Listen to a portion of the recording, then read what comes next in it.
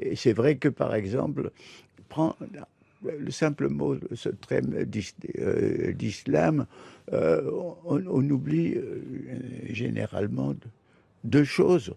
Bon, la première, c'est que c'est une religion typiquement judéo-chrétienne. Oui. Il faut dire que l'islam reconnaît comme prophète Abraham, tous les prophètes juifs, et Jésus et Marie. Bon, la deuxième chose, c'est que si on historise, on voit que dans l'histoire passée, le christianisme a été beaucoup plus terrifiant dans les persécutions que l'islam. Alors, donc, ce n'est pas un vice congénital historique à l'islam. Moi, j'aime pas le mot terrorisme. Pourquoi? Parce que c'est un mot qui parle de la terreur qu'on a, nous. Mais eux, ils veulent pas seulement nous terroriser, ils veulent nous flanquer. Ils sont mus pour la haine, par le fanatisme. Pour moi, c'est des fanatiques. Et je pense que là-dessus aussi, il faut comprendre dans quelles conditions naissent et se développent ces fanatismes. J'ai écrit nul ne naît terroriste, on le devient à cours d'un processus d'intoxication ou d'endoctrinement ou tout ce que tu veux, etc. Donc, si tu veux, contrairement à ce qu'a dit un de nos premiers ministres en disant il faut si chercher à comprendre l'adversaire, c'est déjà l'excuser, non. Chercher à comprendre l'adversaire, c'est avoir de la lucidité, c'est ne pas être complètement crétin, c'est de ne pas se tromper de cible. Voilà. Et que parmi les causes multiples, il y a le fait, c'est qu'on offre aucune perspective, aucun espoir, aucune voie, pas seulement à eux, mais à nous tous. On ne propose qu'une civilisation de supermarché et de consommation si on réussit, si on n'est pas chômeur, si on n'est pas dans le minimum vital.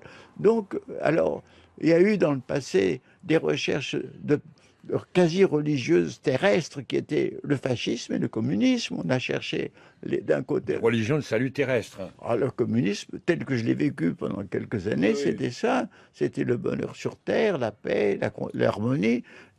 C'était l'échec de tout ceci a provoqué le retour de la religion de salut céleste, notamment dans des populations qui ont subi beaucoup d'humiliations, qui ont été colonisées, qui sont maltraitées. Bon. Alors donc, si tu veux essayer de comprendre comme ça, c'est pas excuser, c'est de voir les causes. J'ai essayé de comprendre comment on peut devenir fanatique, c'est-à-dire comment l'esprit se ferme dans un monde clos. Comment on devient manichéen, on voit la lutte du bien absolu contre le mal. Comment on devient réductionniste, on ne voit que les saloperies de notre civilisation et on ne voit pas les autres, etc. Donc, moi, je proposais des systèmes d'introduire dans notre éducation des moyens intellectuels pour ne pas sombrer dans le fanatisme et pour voir un peu la complexité des choses. C'est ça l'antidote, plutôt que des comités de déradicalisation qui arrivent trop tard. Qu'est-ce qu'ont besoin les jeunes? Les jeunes ont besoin plus intensément que les adultes chez qui ça a dépéri malheureusement. Ils ont besoin de se réaliser eux-mêmes dans une communauté. Et on a besoin à la fois de la communauté et de l'individualité. Si vous avez que l'individualité, c'est l'égoïsme, et la communauté, vous êtes pris dans le système totalitaire. Nous sommes tous menacés par le désastre écologique. Nous sommes tous menacés par la multiplication des armes nucléaires. Nous sommes tous menacés par la multiplication des fanatismes. Nous sommes tous menacés par l'hégémonie de la finance, de la spéculation et d'une économie déréglée. Et j'ajoute que j'ai encore lu que désormais, les états-majors se préparent à l'éventualité d'une guerre, soit à propos de l'Est de l'Europe, c'est-à-dire l'histoire d'Ukraine, etc., soit plutôt du côté de la Chine. C'est-à-dire que désormais, alors qu'on disait c'est fini, on réarme. Donc, nous sommes menacés d'une nouvelle guerre mondiale. Encore plus apocalyptique que la précédente, et sans parler de tous les désastres écologiques. Donc, nous avons un destin commun. Et c'est le moment de prendre conscience, ce qu'on avait conscience dans le temps, enfin ce que les internationalistes savaient, qu'on était tous interdépendants et frères. Aujourd'hui, au lieu d'avoir cette conscience de fraternité humaine, Au contraire, la crise mondiale fait que les gens se recroquevillent sur leur identité particulière, ethnique, nationaliste, religieuse, etc. Mais si on avait cette conscience qu'on fait partie de l'aventure de l'humanité, qui est une aventure qui a toujours été incroyable et aléatoire, puisque les plus grands empires du passé se sont effondrés, et que ceux aussi, même récents, comme l'Union soviétique, sont une aventure incroyable où les possibilités techniques et scientifiques peuvent créer un univers tout à fait nouveau et où en même temps on peut regresser à l'âge de pierre et que disait, comme disait Einstein, faire la dernière guerre avec des cailloux et avec des bâtons. Donc si on participait à l'aventure commune de l'humanité, participait à la tendance pour essayer de trouver une nouvelle forme de société qui serait la société monde, qui ne détruirait pas les nations mais les intégrerait, aller dans le sens de ce qui a été un peu tous les rêves de ce qu'on appelait la gauche autrefois, ou le socialisme, c'est-à-dire un peu moins d'exploitation de l'homme par l'homme, un peu moins de domination de l'homme par l'homme, un peu moins de mépris de elle. Si on essaye, il y a quelque chose d'exaltant. J'ai le sentiment constant que je suis un petit atome, une petite molécule, un petit moment dans une aventure gigantesque qui me dépasse, qui est partie de la préhistoire, qui est partie des primates, qui va on ne sait où, peut-être dans d'autres planètes, dans 200 ans, j'en sais rien. Une aventure qui peut entièrement louper, une aventure qui a eu parfois des aspects ignobles, esclavage et de domination, qui a eu quelques rares moments merveilleux de fraternité, comme j'en ai connu 2 ou 3 à la libération de Paris en 68 ou à la révolution des œillets à Lisbonne.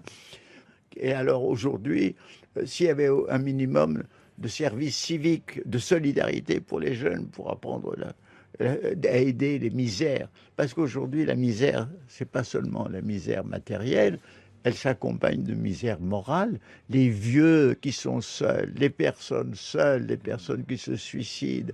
On est dans une civilisation de désespoir, de grande désespérance pour beaucoup de personnes. Et donc, il y a quand même moi, je vois que même des petites choses, quand je vois des petits groupes écologiques comme celui de Pierre Rabhi, comme je vois, ou celui de la ferme des Amanins, ou celui de Béros, créer un mouvement de solidarité, un mouvement pour que les habitants des villes cessent de manger des produits pas seulement insipides, mais contenant des polluants, et qu'on consomme mieux, qu'on vive mieux. Il y a un espoir partout à mieux vivre. C'est ce qu'en Amérique latine on appelle le buen vivir, le bien, qui n'est pas le bien-être matériel. Bien sûr, on a besoin d'un minimum de confort matériel, mais on a besoin aussi d'autre chose, de s'épanouir en tant qu'être humain. Et c'est ça qui est étouffé. Heureusement, nous résistons. Dans nos foyers, dans nos familles, dans nos amis, mais ça suffit pas, il faut que ce soit plus ample. Et donc, moi je crois que il y a vraiment, il y a une voie, il y a des choses qui se font. Bien sûr, toutes ces choses qui se font, elles sont dispersées. C'est très éparpillé. Mais alors, il s'agit de les regrouper. Essayons de les regrouper. Et si on les regroupait, on verrait que c'est déjà une force mondiale, parce qu'aux États-Unis, en Amérique du Sud, en Asie, les mêmes choses fermentent. Ce qu'on appelle l'économie sociale et solidaire, ça fermente partout. Une économie qui n'a plus pour moteur le seul profit, l'économie citoyenne.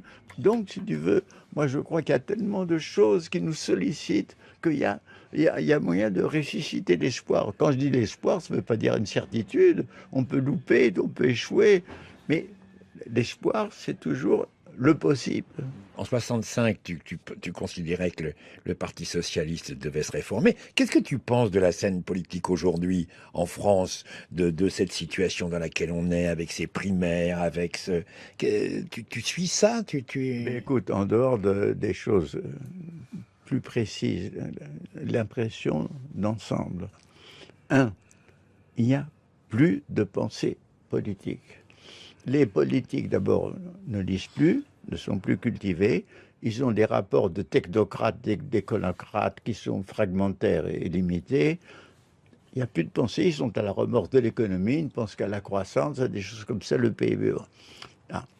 La deuxième chose, Et ça, c'est un phénomène que moi, j'avais remarqué, qui m'a marqué pendant mon adolescence, puisque mon adolescence, c'est les années 30 à 40, c'est-à-dire la montée vers la guerre.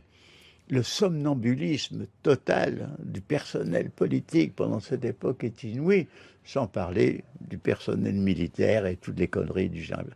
Aujourd'hui, j'ai l'impression qu'on a affaire à des somnambules.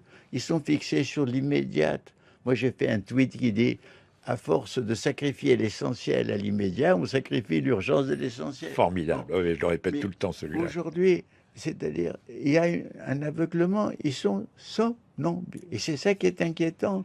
Non seulement ils sont somnambules, ils croient dans leur logique, c'est-à-dire qui leur apprend à avoir une logique binaire, alors que la vraie logique devrait être complexe. Donc, j'ai l'impression d'un aveuglement, d'un somnambulisme, et c'est ça qui m'inquiète le plus.